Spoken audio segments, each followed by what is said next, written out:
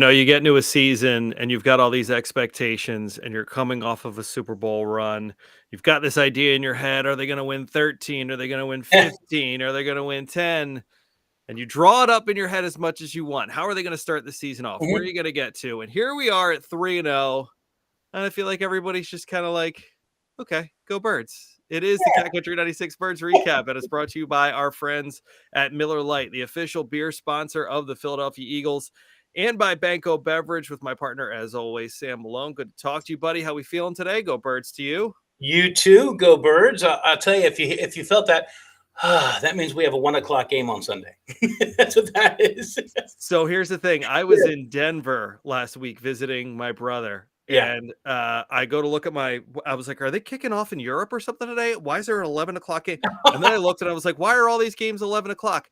Buddy, 9:30 at night, Sunday Mhm. Night Football wrapped up. 9:30. Yeah. I looked at my dad. I'm like, what are we supposed to do now? What do Yeah, I do? right. Exactly. Go to bed early? No, you can't I do don't that. know. Yeah. Although I should say though, the news Mhm. out in Denver was all about that 70-20 loss, which was I uh, made for good TV. I can't believe that we have to play Miami too this year, as you know. I A don't think couple of it's. weeks away, I primetime think game. it's going to be a good game. That I know for sure.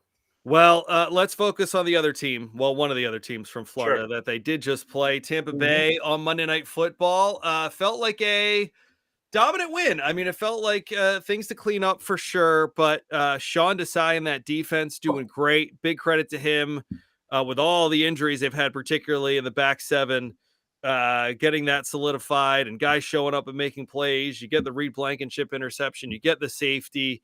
We saw what Kirk Cousins did. We talked about it last week in the show, what he did in about 20 minutes worth of work Yeah. against that defense last week, and a little bit healthier this week. And they really showed out in that game against Tampa Bay.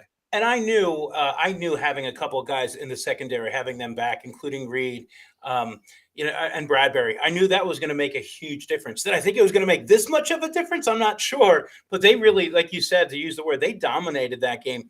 And yeah, they gave up a touchdown towards the middle of the fourth quarter. They were playing off. They were playing, safe, easy, Sure. and that's fine. I have no problem with that. Now, if they would have done it again, the second time around, but we didn't get to that because the offensive ball control. What did they hold it for 8-9? I know I'm jumping to the offense right away, but I think they held it for 8-9 minutes to end the game. I want to say it was 9 minutes and Yeah. 22 seconds where and that's what they did so well last year. I think people forget about that. They had some Mhm. big wins, they had some blowout wins, but there was a lot of game. I mean, go back to Detroit week 1. There was a lot of games last season where that's what they did in the fourth quarter. Yeah. They just put you away. They control the ball, they control the clock.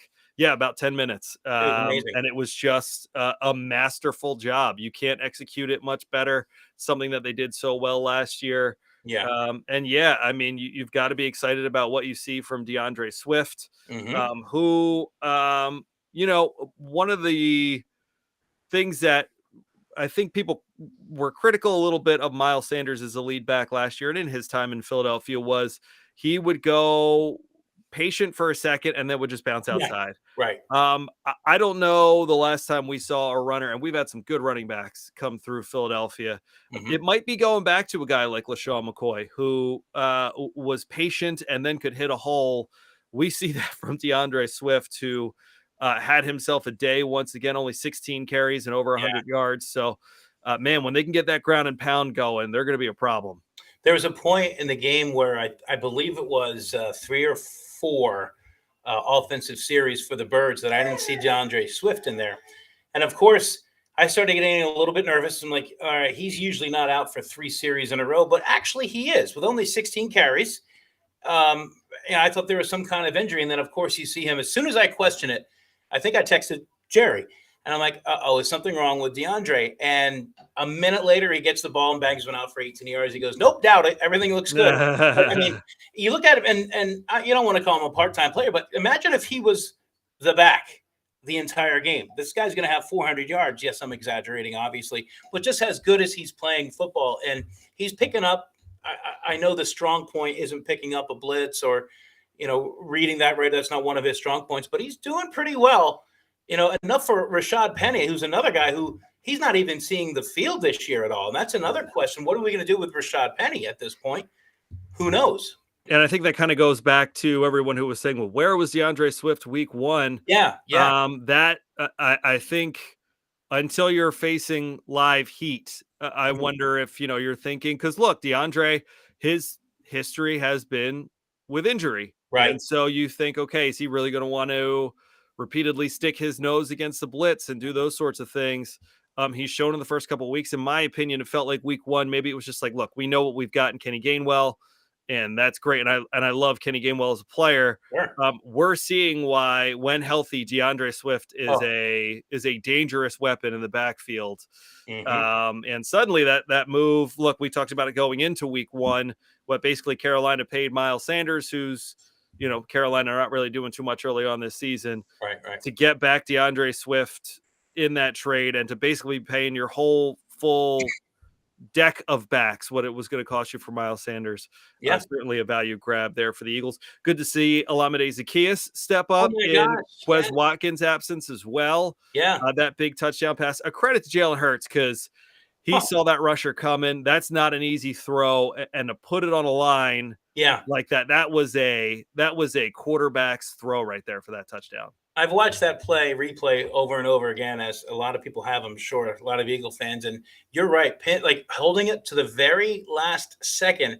And I think it was at a fingertip range of the defender for Tampa Bay. Yeah, And he just dropped it right in there. It was one of the most beautiful plays. Just the fact that he was hanging in there, knowing he was going to take the hit, obviously, but sure. just hanging in there and just, oh my gosh. I don't know if he's going to have a better throw this year. I mean, I hope he does, of course, but I don't know. That was absolutely beautiful. Yeah, as it comes to when you think of all the things that are going on, a target that's moving Yeah. away from you, not coming back to you, pressure in your face, having to step in and make a throw. That wasn't a short throw.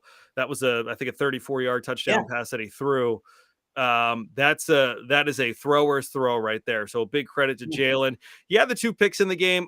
I thought, now the second one obviously put them right on the 1 yard line and It led to did. a safety. Yep. I thought that one was a little more. I was a bit surprised. Devontae's usually a go up and get it kind of guy. He Mhm. gave kind of like the cradle, waiting for it to drop into him. I don't know if maybe he knew that defender was as close as he was as that pass was coming. So I don't put that one too much on Jalen, because Right. I'm always going to side on a quarterback, giving his guy a chance to go up and make a play. I think that might have just been Devontae, maybe not knowing that defender was that close. But coming back to Sean Desai's defense, one of the things that I've loved from Sean Desai is he's not scared to send his linebackers. No. We saw that play, Mhm. obviously down there. I do have to say, when Tampa Bay lined up, I mean, their defensive line was dominating Tampa Bay's offensive line Mhm. the whole game to that point. You just think, should we try to show them some, like, if all you're going to do is put all your guys in a sardine can and you're going to put one wide receiver out, and it's really been the interior pressure and the front four in particular that's making the biggest difference in this play. Yeah. Them coming out in what was, in essence, a goal line set and trying to beat those guys off the ball. Yeah. I would have, if it was quick enough for me to get to my Parks app and open it up and throw in some money that this next play was Yeah. going to be Yeah. a safety, I Yeah. would have done it, because as soon as they broke the huddle, it was like they don't stand a chance. Mhm. Moreau comes through the middle, makes the play in the backfield, gets a safety, and what a nice surprise he's been. Zach Cunningham as well. The linebackers have really been gone from, whoa, this is a big question mark, to, okay, not only are they not a question mark, but we're seeing them make some plays and do some things on that side of the ball. And correct me if I'm wrong, but Tampa Bay didn't get their first rushing touchdown. I mean, I'm sorry, rushing first down till sometime late in the fourth quarter. Yeah, I mean, they Look really, at that. Rashad White was bottled in Yeah.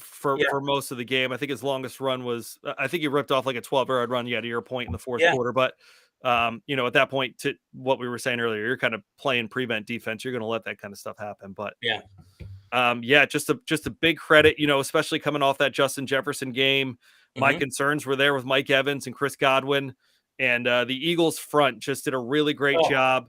You see what the difference of having James Bradbury back there in the secondary meant, as he was all Mhm. over the field. Got to give credit to Josh Jobe, who still at times does look like a young player playing some of his first starts in the NFL, but Yeah. also at times looks like a difference maker on the field. Sean Desai has those guys rolling, and I don't think it's been replayed and it's been talked about quite a bit. The play that Jalen Carter makes to force that fumble, that is a savvy, Oh. long time, knowledgeable football player making a Yes. football play right there, getting a turnover and getting you right in scoring position. And that was a great time to have that turnover as well. If you're like, I mean, are you anything like me where I look forward to when the defense comes on the field? Now, I want the Eagles to lose the toss. I want the Eagles to be on defense first. Not even as much last year. Last year, I wanted to get the ball. Last year, I wanted to see the offense do what they do. But I know it's only one game where their defense dominated. I get it. But maybe a game and a half. But looking forward, man, this is going to be a fun. If you can't run the ball against the Eagles, you better be able to pass it because, man, this is going to be just one fun defense to watch. Do you think now? Here's as you might hear my dog in the background here. Do you think that Darius lost a step or a half a step? I was watching him closely against Tampa. He's having a good year. I'm not taking that away from him, but there are times it looks like he's losing a step, and that's just no. I think part of that goes back to Darius is a playmaker, Mm-hmm. and I think when my perspective, Sure, no, when you have your full weaponry behind you and you're comfortable with the guys behind you, the player that Darius Slay is he'll go and try to make a play. okay, Where most guys they're not that good to risk it. He is that good to try to make those plays. And okay, I think maybe he's just playing a little bit more conservatively as that back end tries to figure itself out because he was okay. very aggressive against Justin Jefferson. And I thought, He was. don't let the numbers fool you. I thought was very solid against Justin Jefferson. Just you're going against the offensive player of the league, offensive player of the year last year in the league. So, Yeah. no, I don't think it's anything like that. Okay. He almost had that pick early on the ball that went through Mike Evans' hands, kind He of did. Yeah. chucked around up in the air a little bit. But yeah, no, I have no concerns, and he really helped them. I mean, at one point he was the only healthy secondary. Justin True. Evans had missed a little bit of time. That's So, true. yeah, no, I don't think. I think he's exactly the player that we think he is.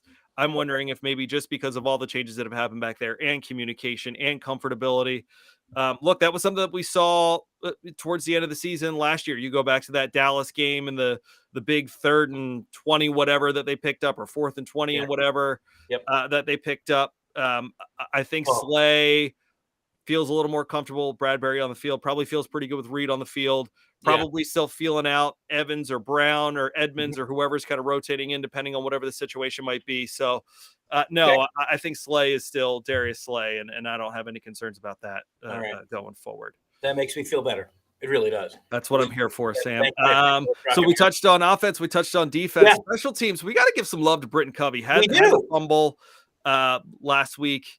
Has recovered so well. I think I saw a statistic that since week 13 of last year, he's basically leading the NFL in every major punt returning category, which is such a big deal because when you're talking about what special teams kind of was Oh, yeah. last year towards the end of listen, last year towards the end of the season, Jalen goes out. There's a lot of things they're trying to figure out. They had those injuries on defense, as we talked about. Yeah. They finally got everybody back for the Super Bowl, but you could see in that 6 to 8 week span where Jalen's out, players are missing. You go through the divisional round of the playoffs. You kind of run it out against the Giants and 49ers. You don't really have too much competition there.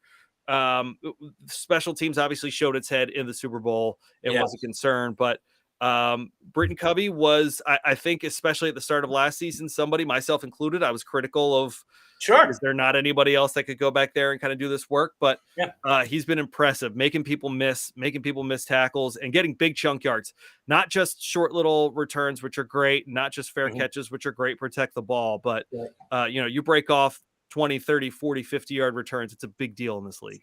And he knows when he improved from last year, even through the first 3 games. He's officially on the roster now. He's not back and forth from the practice squad.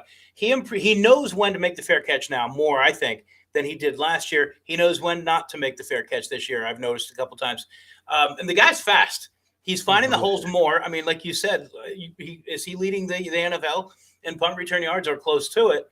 The guy's fast. Give him a hole here and there. He was very aggressive last year as well. Do you remember the first couple games? He was just taking hit after hit Yeah. after hit and still coming up, not just fair catch the ball. So the guy is very aggressive. And man, if you have a good punt returner, it's so huge, starting from your own 20-yard line to maybe your own 45 is such a big difference. It's a momentum change to It me. is. Turnovers are the ultimate momentum change. Yeah, In my mind, if you get a good punt return, that's in essence an interception. Look, it is. if you compare the net yardage of the two, if a punter punts a ball 45 yards and you get a 30-yard return, that's in essence getting a pick 15 yards down the field from where the ball just was. So Yeah. it is such a huge part of the game. I think it gets slept on a little bit Hmm. by most people when you think about how much there is a fair catch and how much guys will take Yep. a touchback and but when you do get the opportunity and you make a play, it really is such a Yeah. huge thing, and that's going to matter because the Washington Commanders are next on the schedule, and for whatever reason, historically, no matter No which of matter. these teams is good and which of these teams is bad, it's Yep. always a football game. But for a second, I thought maybe there was a shot both of these teams were going to be 3-0 going into Yeah. this game. Maybe Washington came back down to reality a little bit last week against Buffalo. They really didn't play a great game. No. Really, the first one, Sam Howell looked very ordinary at quarterback. But the kid can throw. Listen, we're talking about the throw that Jalen made.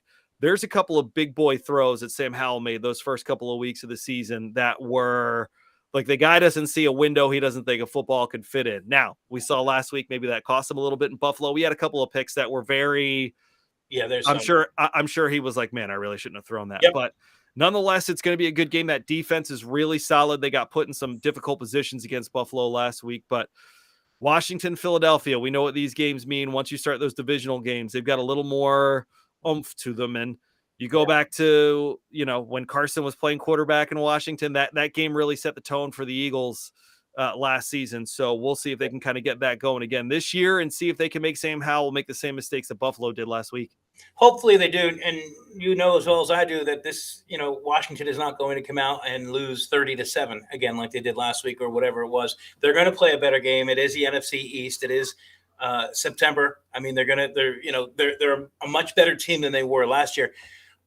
This was the one though. We were even talking at work about this. This was the one that scared me a little bit because it is the NFC East.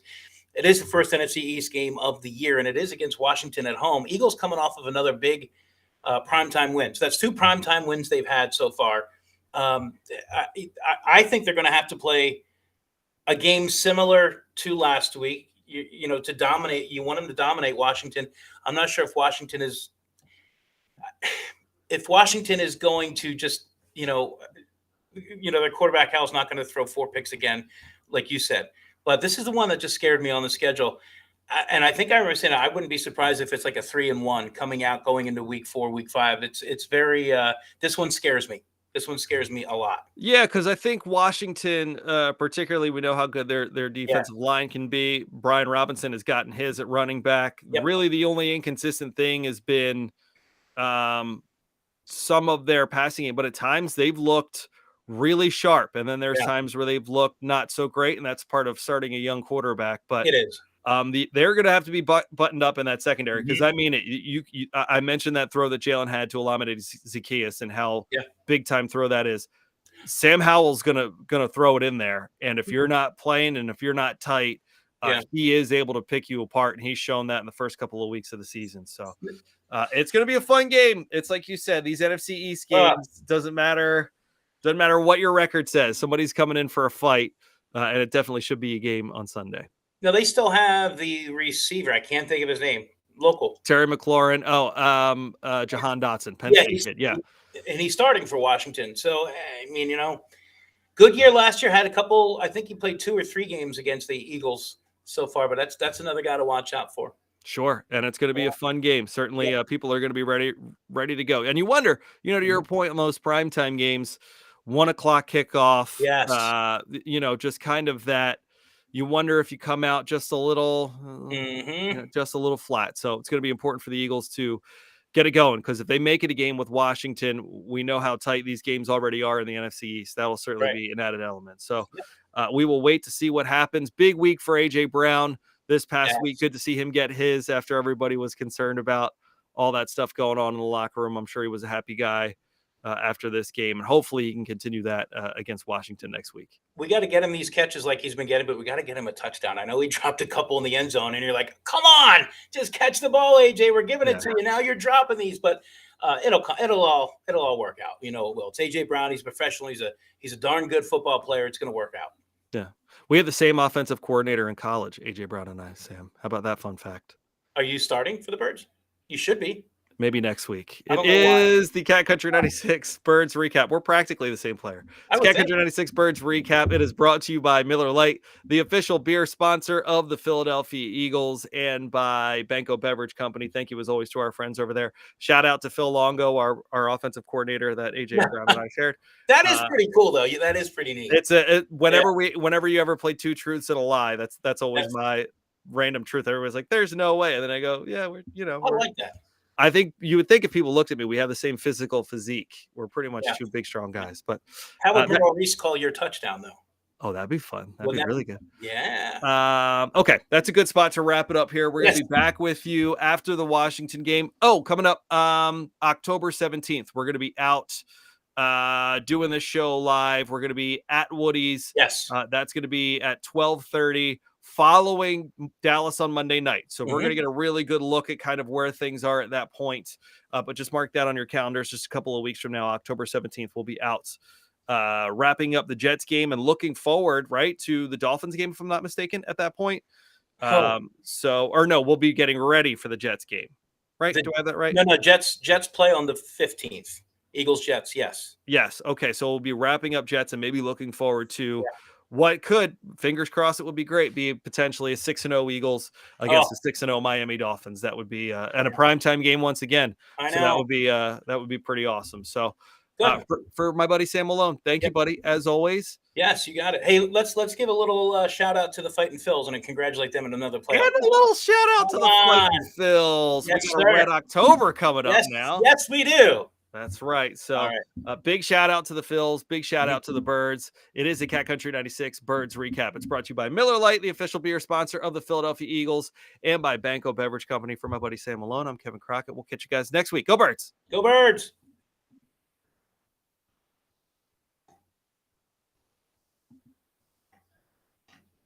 I'm just waiting for I think we're still on. Hey, everybody. Hey, go Birds again. It hasn't stopped.